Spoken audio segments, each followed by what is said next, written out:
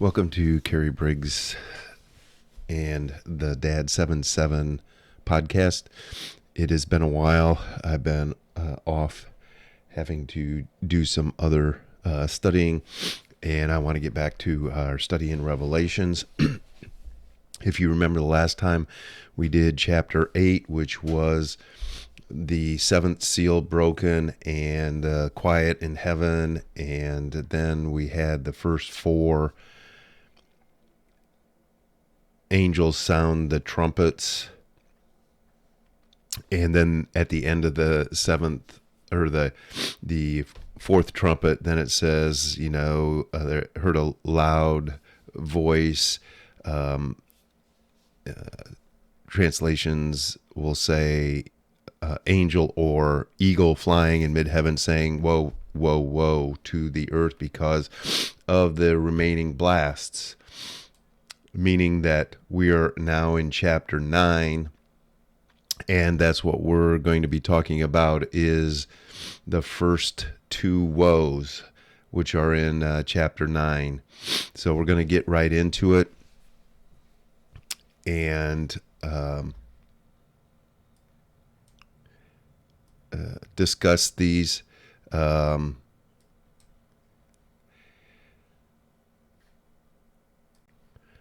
And so we are in chapter 9, verse 1.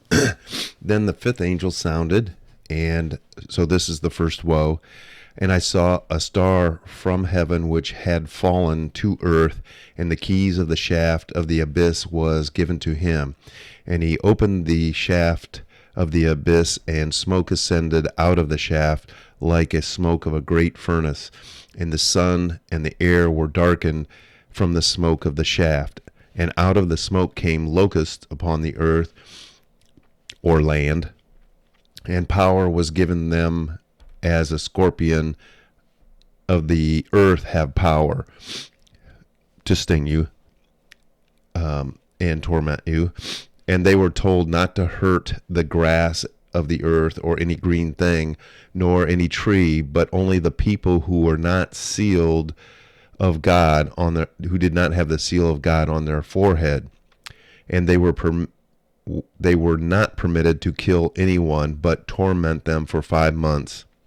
And their torment was like the torment of a scorpion when he stings a person. And in those days, people will seek death and will not find it. They will long to die, and death will flee from them. Verse 7, and the appearance of the locusts was like a horse preparing for battle, and on their head was a crown like gold, and their face was like human faces, and their hair was like the hair of a woman, and their teeth were like the teeth of a lion, and their breastplate was like breastplate of iron, and the sound of their wings was the sound of chariots and of many horses rushing to battle. And the tail of the scorpions were like scorpions and stings, and their tails had the power to hurt people for 5 months. They have a king over them, the angel of the abyss, obviously the one who opened the abyss. His name in Hebrew is Abandon, and in Greek it is Apollyon. The first woe is past. Behold, 2 more woes are yet to come.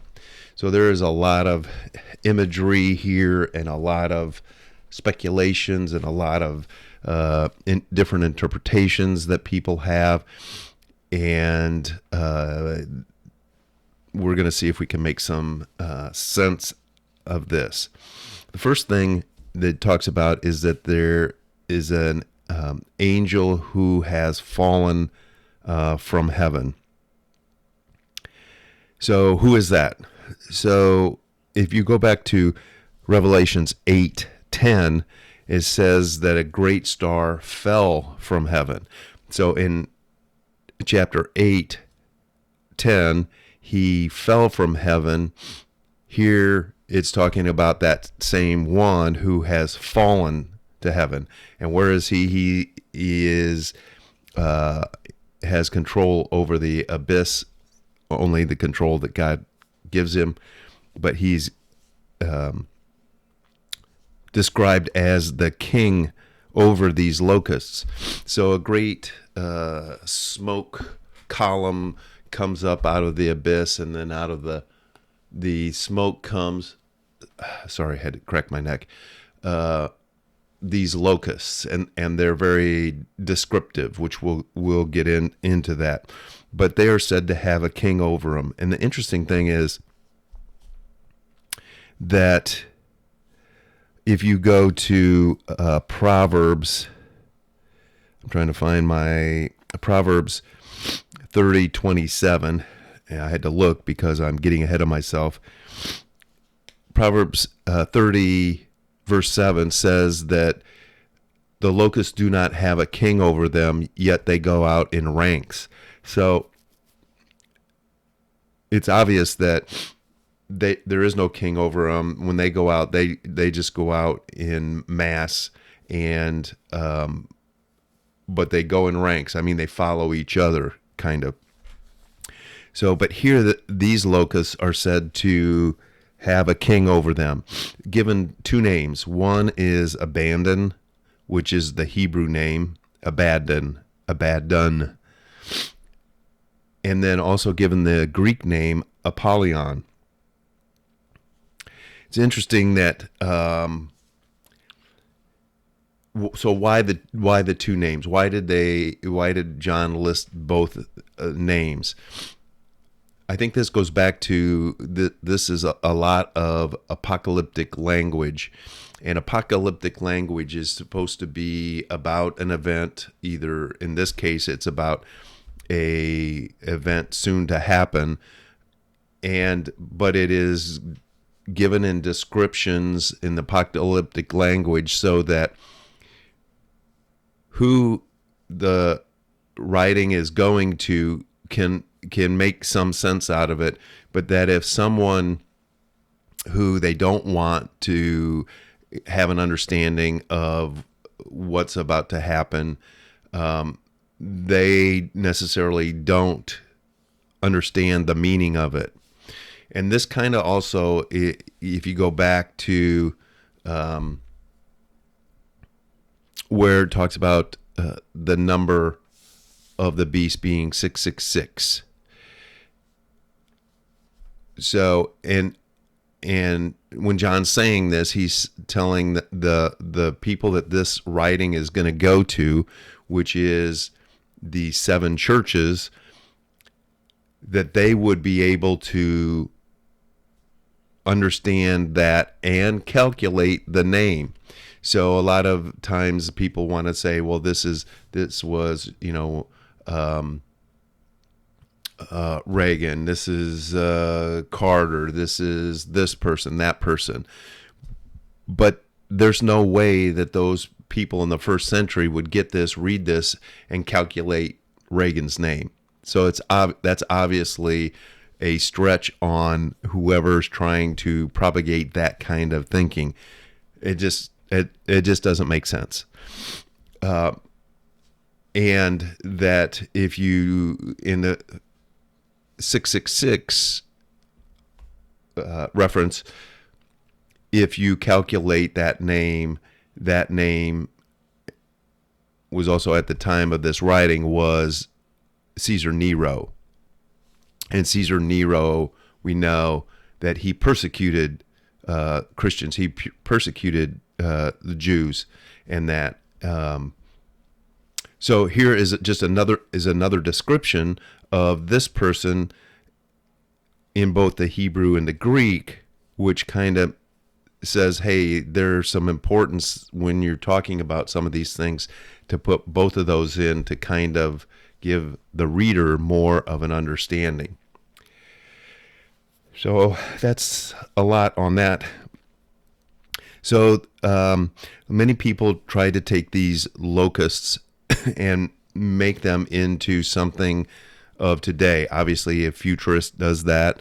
Dispensationalists do that, which is really unique because the dispensationalists will say that John, in fact, saw this, but he doesn't know technology, so he's giving descriptions of things that he knows in his day, but he's really talking about, and usually the thought is a military weapon, specifically usually a helicopter. How do they get that? Well, from some of the descriptions, obviously, if you were close enough to a helicopter, you could see a human face. I'm not sure what the hair of a woman would be like. They have, they're made of iron. They look formidable and impenetrable. And then they have the sound of the wings, or like many chariots and rushing into battle. Well, helicopters are loud. But again, you're going outside of John's thinking, his comprehension, and who he's writing to.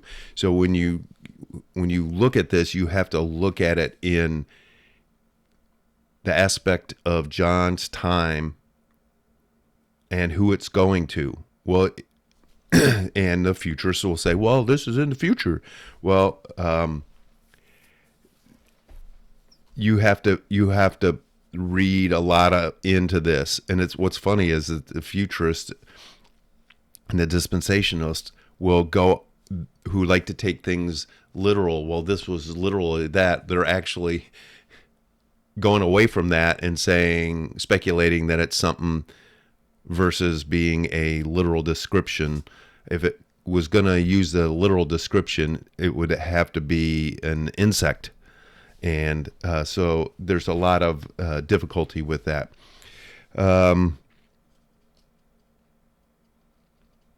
So where do they come from? They come from the abyss. What is the abyss? They are said to have a king. We talked about that.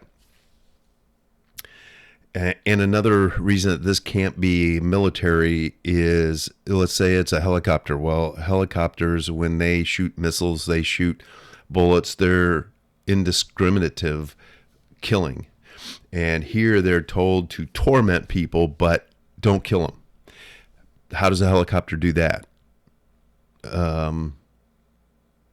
They kill, and they kill indiscriminately, and they're said to not harm people who have the seal of God on their forehead. Well, how are you going to pick that out from a helicopter? So there's a lot of error thinking in that kind of thing. But where'd they come from? They came out of the abyss. So who and what are they? Well, what is the abyss? The abyss, which we'll find out later even, is the place where demons, fallen angels are held. Both Paul and Peter talk about this, that this is a place reserved for demons, and which is what a fallen angel is considered. And they come out of the abyss. So this is more logically thinking that this is in fact a demon horde that is being released at the particular time of Revelation in the fifth trumpet, that is sent out to torment people. So let's look at some of that thought. Let's go to Matthew 12, 34-ish. I'm sorry, not 34, 43. I started looking at it, and I'm like, what? Okay, so Matthew 12, 43. Now, this is Jesus speaking about what happens with demon-possessed people. He said, now, when an unclean spirit comes out of a person, it passes through waterless places seeking rest and does not find it. Then it says, I will return to the house that I came from, and when I come, it finds it unoccupied, swept, and put in order, which basically means the person is back to kind of their normal self before they were demon possessed, but it's still empty. In other words, it wasn't filled with God, wasn't filled with Christ. Then it goes and it brings with it 7 other spirits more wicked than itself. 7 is, again, number of completion. So more wicked than themselves, and they come in and they live there, and the last condition of that person becomes worse than the first. So they go out, they bring 7 with them. It's a complete. Before, they might have some lucency when they're not actually being pressured and forced to do something when they're demon possessed, but now they're completely possessed. And then Jesus puts this last statement on that. That is the way it will also be with this generation, with this evil generation. Which generation? Well, this generation that Jesus is involved in, and that generation right then. You can't take that and put that anywhere other than in this evil generation is that time right there.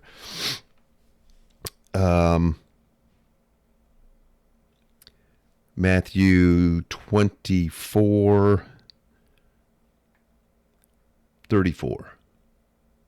This is the 34. There's another place where Jesus was talking about this generation. And it was the parable of the fig tree. Remember, he cursed the fig tree. The next day it's gone. And then he's explaining the fig tree result to them. And in verse 34, he says, "Truly I say to you, this generation will not pass until all these things take place. Heaven and earth will pass away, but my words will not pass away." And then let's go to Matthew 16:28. And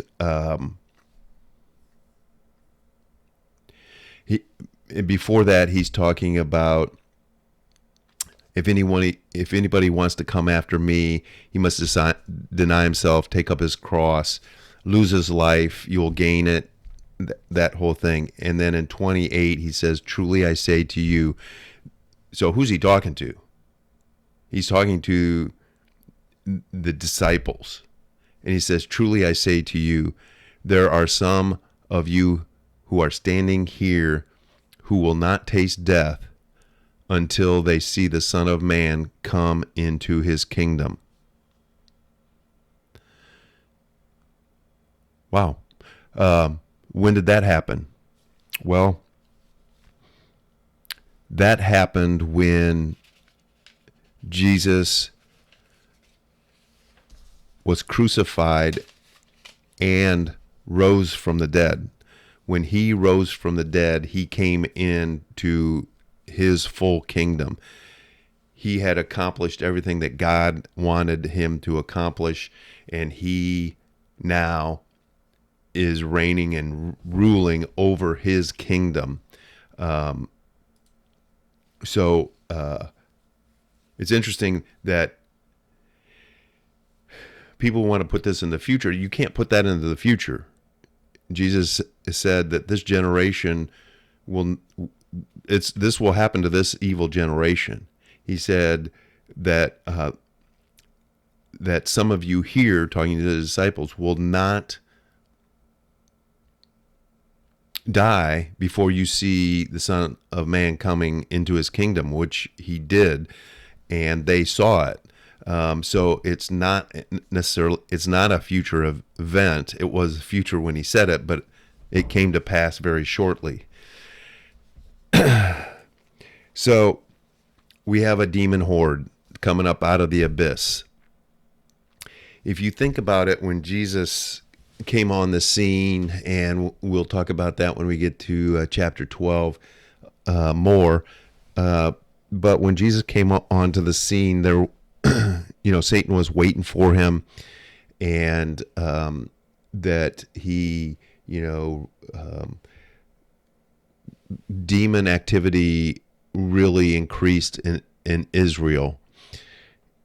Because if you look in the Old Testament, there's very few references to an evil spirit. A familiar spirit is usually how it's talked about. They don't use the word demon in the Old Testament. But there's very few references to that. But all of a sudden, Jesus is coming on the scene, and now there's demon activity everywhere. Demon-possessed people everywhere. Many scriptures say, and Jesus went about healing the sick and casting out all the demons. He sent the 12 out and said, go out, heal the sick, cast out demons, take nothing with you. And he gave them authority to cast out demons. And they went out and they did that. And they came back and they said, even the demons obeyed us. And Jesus said, I see Satan falling from heaven, where he, has been an accuser of the saints all through the years. So Jesus then also sent out the 72, and what he's saying: cast out demons, heal the sick, raise the dead. Freely you were given, give freely. And they had the same response. So they went around to all these cities in Israel, and one of their main functions was casting out demons. So there was a lot of demon activity, but at the end of that and after that, you see very little activity of demons in the rest of the New Testament, because Jesus and the 12 and the 72 went about casting out all the demons. Sorry.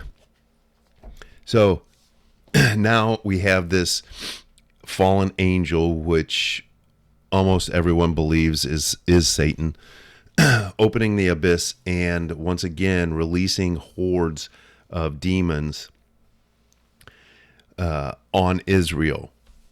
And if you go, we've talked about this. If you go to Josephus' writing, and Josephus was a scholar, he was a historian.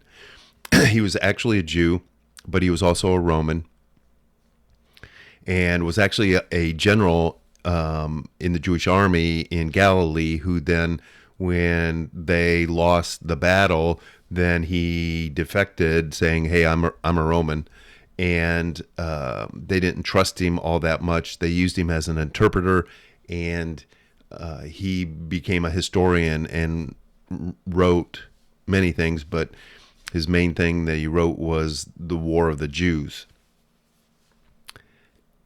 And it's a good thing, because we have a lot of information that we wouldn't necessarily know, because very few books besides the Bible, his writing, and some other books have made it the 2,000 years from when they were written back there.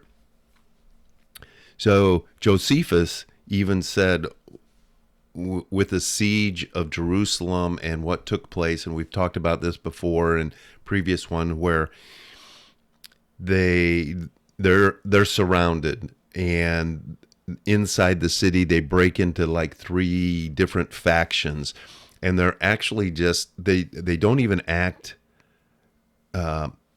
with any logic, with any sensibility, and they're just kind of like, well, they're demon possessed and being attacked by demons. And they actually, the 3 factions actually were fighting against each other inside the city, and they were killing Jews themselves.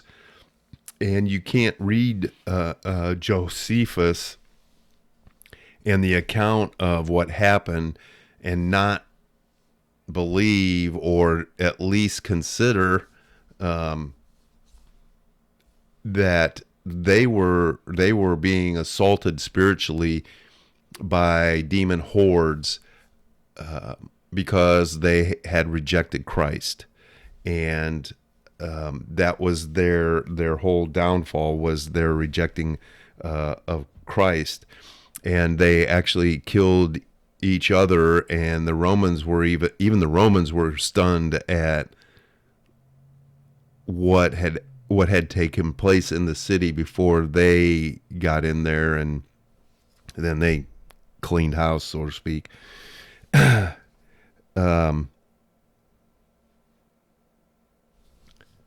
And this is why then too this is talked about in that the demons weren't allowed to kill anybody, but they tormented them. And it says they tormented them for 5 months. Well, the siege of Jerusalem, the ending siege, was 5 months, April to September-ish, before the Romans broke through the wall and then finished off killing the rest of the Jews that they didn't end up killing themselves. So they are being tormented for those 5 months. And how are they being tormented? They're being tormented like scorpions sting. I've never been stung by a scorpion. I don't want to be stung by a scorpion, but many people who have said that it is one of the most painful things. Not all of them, but certainly a significant number of them have stings that are so painful that the person just wants to die because they would be over that pain. And this is what is depicted here in the imagery, the apocalyptic imagery, is that the demons are attacking them and tormenting them, and they just want to die. But it doesn't happen. So let's talk a little bit about, so that's 1 through verse 6, pretty much. But let's talk about the appearance. So the appearance of the locust, like a horse prepared for battle. They have a crown like gold. So they're imposters. They are not kings. They're not rulers. They have appearance of crowns like gold. They have human faces. They have hair like women. I don't know. In that day and age, a woman kept her hair up, and because if they let it down, then they were considered to be too forward and perhaps even seductive in their appearance. And it might be that these demon hordes were seducing spirits. So then they have the teeth like lions. Not sure what that means, but Satan is depicted as a roaring lion. Lion has teeth, who is seeking to destroy whoever he can. Breastplate of breastplate of iron.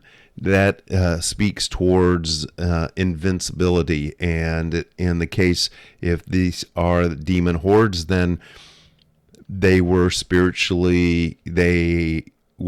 invincible, because the Jewish people had rejected Christ, so they have no stand against the demon hordes. Wings were like sound of many chariots that are rushing for battle. Again, we talked about that, and that they had a king over them. and that. And then in verse 12, the first woe is past. Behold, two more are still to come after these things. So just to put that kind of all together. So there is a siege going on. These demon hordes are released on Jerusalem, and a third of them are killed, and as we'll see, and well, here they're just tormented for 5 months, and that this is a spiritual attack on Jerusalem. So then we go to verse 13 and the sixth trumpet. We're at 30 minutes. I'm going to do it. I'll try and keep these short. Actually, I'm going to stop here, and the next one will be the sixth trumpet. So, again, this is the Dad77 podcast, and like it, share it, thumbs up it, all those kinds of things. Shortly, the sixth trumpet we will be speaking on.